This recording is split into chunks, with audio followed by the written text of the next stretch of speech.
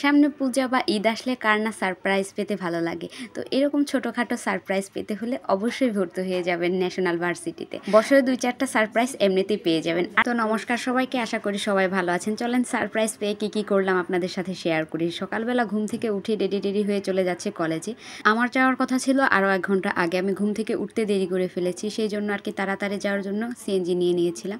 সকাল দিকে আবহাওয়াটা মোটামুটি ভালোই ছিল, কিন্তু কিছু দূর যাওয়ার পরে শুরু হয় বৃষ্টি। আমি সিএনজি থেকে নেমে রিক্সা নিয়ে নিয়েছিলাম, এর মধ্যে আমি প্রায় অর্ধেকটাই ভিজে গিয়েছিলাম। সকাল দিকের বৃষ্টিটা দেখে তখনও আর কি বোঝা যায় নাই যে এটা সারাদিনের নামলো।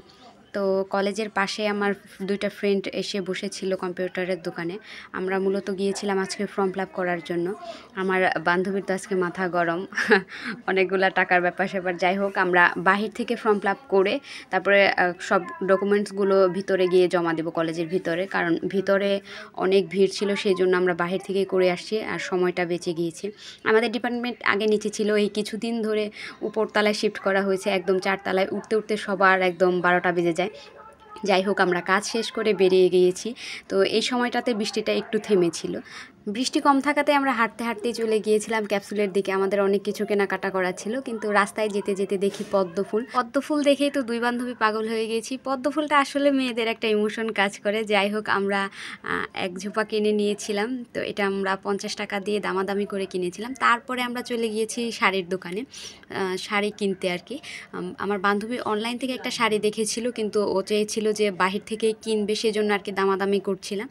তো ওর দামটা আর কি এখানে পড়লো না, সেই জন্য আমরা একটা শাড়ি কিনে তারপরে উপরতলায় আরেকটা দোকানে গিয়েছিলাম। এইখানে মোটামুটি অনেক ধরনের শাড়ি পাওয়া যায়, অফলাইন অনলাইন দুইভাবেই কেনা যায় এখান থেকে। খুচরা পাইকারি আপনি সব দামে কিনতে পারবেন। যাই হোক, পরে সেই কাঙ্ক্ষিত শাড়িটি আমরা পেয়েছিলাম। তারপরে ও আরও কয়েকটা শাড়ি দেখছিল।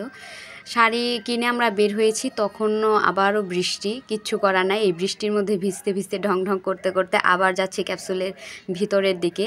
যাচ্ছিলাম আর মনে ভাবছিলাম কেউ তো আমাদের পাগল ভাববে না যে আমরা বৃষ্টির মধ্যে ভিজে কেনাকাটা করছি। তারপরে দেখলাম আর কি সবার অবস্থাই একই। তো এখানে ছিল লেজের দোকানগুলো, লেজের দোকান থেকে আমার লেজ নেওয়ার ছিল, আর এই গোল্ডেন কালারের রঙটা আমার নেওয়ার ছিল। এটা নিয়ে আমরা বের হয়ে গিয়েছিলাম। তো এই পাশে অনেক বৃষ্টি, তো হাঁটছিলাম আর বলছিলাম সত্যি কি আজকে আমরা পাগল হয়েছি। পরে দেখলাম সবার অবস্থাই একই রকম।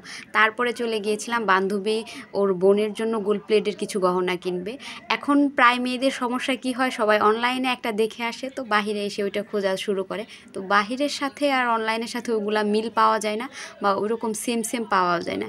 সেই জন্য অনেকগুলা দোকান ঘোরাঘুরি করে গহনা পছন্দ হলো না, সেই জন্য আমরা চলে গেলাম তারপরে একটা বইয়ের লাইব্রেরিতে। আমার একটা বই কেনার ছিল, বইটা কিনে চলে গিয়েছিলাম আমরা, কারণ বৃষ্টির মধ্যে আর কোথাও যাইনি, অটোতে উঠে গিয়েছিলাম। ইচ্ছা ছিল যে ফুচকার দোকানগুলোতে যাব, তা পূজার প্যান্ডেল করা হচ্ছে, সেই জন্য আর কি ওইখানে ফুচকার দোকানগুলোও এখন আর নাই।